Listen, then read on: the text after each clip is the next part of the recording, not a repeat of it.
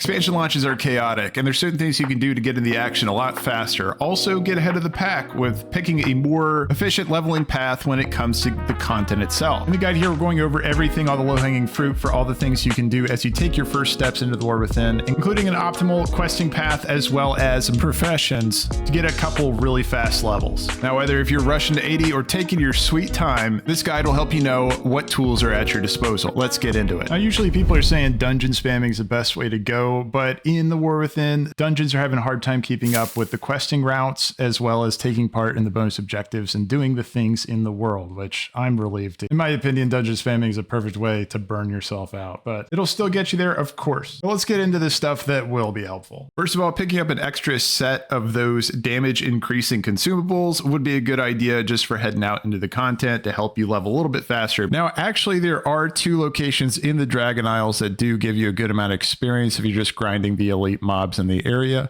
If you take a look at Brackenhide Hollow and also Nakudon, however you say it, the Nakudon Hold, these are both really good areas for just farming elite characters. There's a ton of them in there. Keep an eye out for where the Dreamsurge is. If one of these is the Dreamsurge area, then that would be a great way to power level. Hop in a group where you can do this solo. As soon as you do get into Dornegal and have access to their town, go ahead and find your profession trainer. You do want to trade professions right away because professions of all kinds do give you experience, including crafting professions too. I already have a guide on gathering professions and also a good spec you can go with for those gathering professions. In the War Within Early Access, we're not going to have access to the specialization points or knowledge points or specking system when it comes to our professions. This opens up the door for us to be able to shuffle our professions based on what's going to award us the most amount of experience possible. So walking into the War Within, first thing as we're questing in the world and moving around, it makes sense that we do want to have a gathering profession for us to pick up those nodes. Each one's going to reward you over 2,000 experience.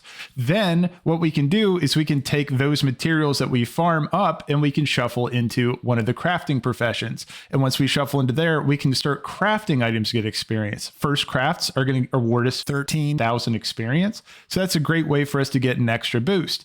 On top of that, at the very end of this, our MSQ is not going to take us all the way up to level 80. You get over 2,000 experience per node, and especially if you're just working your way through the content, you're going to run into plenty of nodes as you're leveling, just an extra amount of XP that you can just tack on. Now, crafting, you can pick up both tailoring and enchanting, and this is a great combo to be able to do those first-time crafts as you're moving through the content. Each of these don't have a gathering component to them, so you can just continue to progress, dusting the gear you don't need and then crafting with the cloth that you do find. Now, on the topic of experience, there are going to be new kinds of events that are going to pop up all around the map. You're going to see it by this icon right here.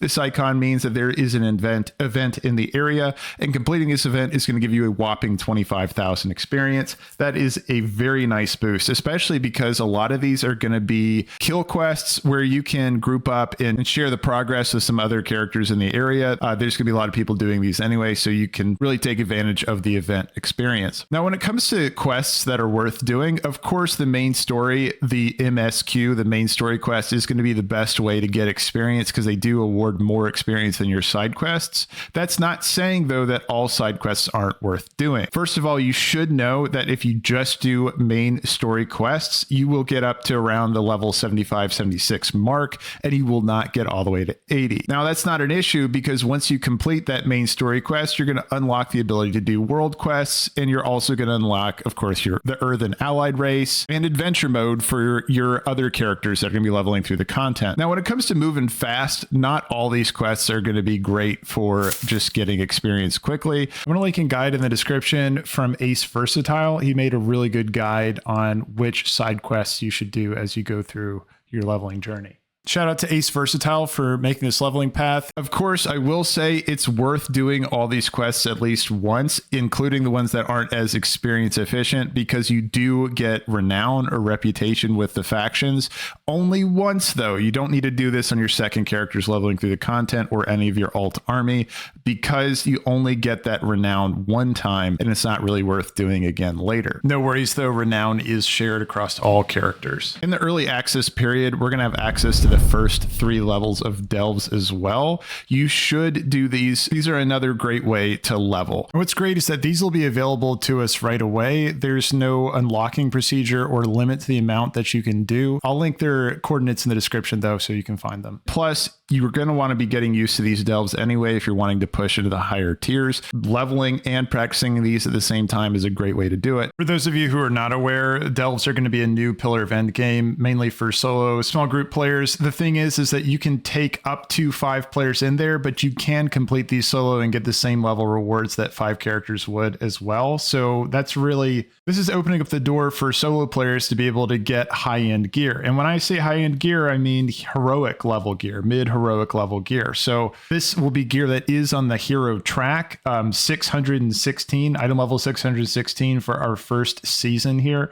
Now, when we're talking about early access, though, we will only have access up to the 3rd tier delve, but we're going to be able to start unlocking that experience, which is going to empower Bran, and Bran is a big part of this progression. Unlocking Bran's higher levels, and as well as unlocking the curios that Bran can equip and leveling those up, that's going to be an important part of you scaling into the higher level delves. And also there is a pinnacle reward as well, just like Keystone Master, and also ahead of the curve for raiding and that kind of stuff. There is a mount reward that's exclusive to just delve players and moving into the 11th delve, or the hidden delve that has an infinite scaling difficulty. This one will award you with a special skin for the mount that you get for doing delves. This is going to be kind of your main cosmetic that you're going to be scaling through by completing the season's journey for the delve. I have a guide all about delves in the description. I go over it in way more detail. There's a lot you should know for once you get to max level. I just want you all to know that you shouldn't be afraid of going into these while leveling. They actually are pretty efficient. Also, you'll get experience for Bran as well. Next thing for you to know is that while leveling up your characters, each one that hits is going to make the next one go a little bit faster. You're going to get a set amount more experience per character that is at level 80, up to a 25% bonus. Now, preparing for after early access, you've got to start thinking about the professions you're going to want to take. And I have profession guides in the description if you want to take a look at those, including a tailoring one that's going to use daily cooldowns to make some money on the auction house, and an alchemy one that does the same. This would be a great pairing on your alt army with the War Within coming out. And with the expansion dropping, I have a whole bunch more content coming related to the War Within, including a solo gearing guide, renown track guide, and a bunch of content that's going to help you